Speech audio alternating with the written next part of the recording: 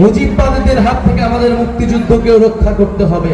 আওয়ামী লীগকে আমাদের আইনিভাবে, রাজনৈতিকভাবে, সাংস্কৃতিকভাবে, বুদ্ধিভিত্তিকভাবে মোকাবেলা করতে হবে। আওয়ামী লীগকে আমরা 5ই আগস্টের পরেই বলেছি যে আওয়ামী লীগ কেবল একটা রাজনৈতিক দল না,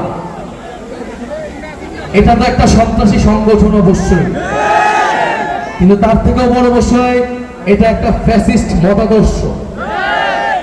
এই আদর্শকেও পরাস্ত করতে হবে। শুধু আইনিভাবে, সাময়িকভাবে নিষিদ্ধ করে আমরা আওয়ামী লীগের মোকাবেলা করতে পারবো না। আওয়ামী লীগকে আমাদের আইনিভাবে, রাজনৈতিকভাবে, সাংস্কৃতিকভাবে, বুদ্ধিভিত্তিকভাবে মোকাবেলা করতে হবে। ফলে আমরা আমাদের শত্রু চিহ্নিত করেছি মুজিববাদ।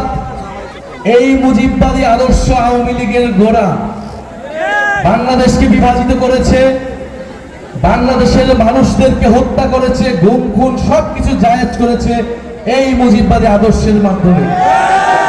আমরা এটাও বলেছি মুজিববাদ আর মুক্তিযুদ্ধ কিন্তু এক জিনিস না। ফলে আমাদের এই ওয়ালটন এখন দেশের সীমানা পেরিয়ে পৌঁছে গিয়েছে 50টিরও বেশি দেশে।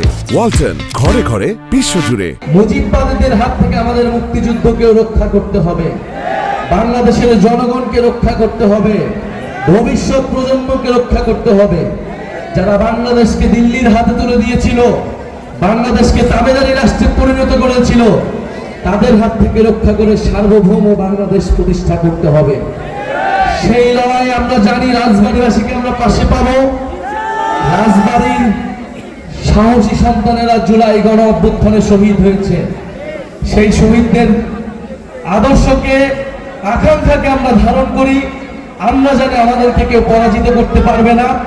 আমরা জানি আমাদের শত্রু মিত্রকে, আমাদের লক্ষ্য কি। প্রিয় রাজবাড়ীবাসী কি জানে তাদের লক্ষ্য কি? আমরা কি জানি আমাদের লক্ষ্য কি? আমরা জানি আমাদের লক্ষ্য নতুন বাংলাদেশ বিনির্মাণ করা।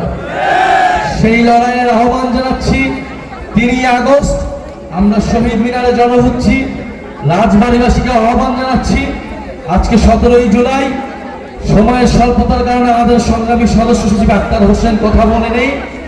আজকের এই দিনে আক্তার হোসেন গ্রেফতার হয়েছিলেন ঢাকা বিশ্ববিদ্যালয়ে। এই গণ অভ্যুত্থানের বৈষম্য বিরোধী ছাত্র আন্দোলনের প্রথম রাজবন্দী হিসেবে প্রথম কারাবরণ করেছিলেন এই আক্তার হোসেন। তার কারাবরণের মাধ্যমে আমরা অনুপ্রাণিত হয়েছিলাম। এই গণ অভ্যুত্থানে আমাদেরকে সাহস জুগিয়েছিল রাজপথে নামা। আক্তার হোসেনকে আমরা সশস্ত্র সালাম জানাই। আজকের এই দিনে, আজকের এই দিনকে স্মরণ করি।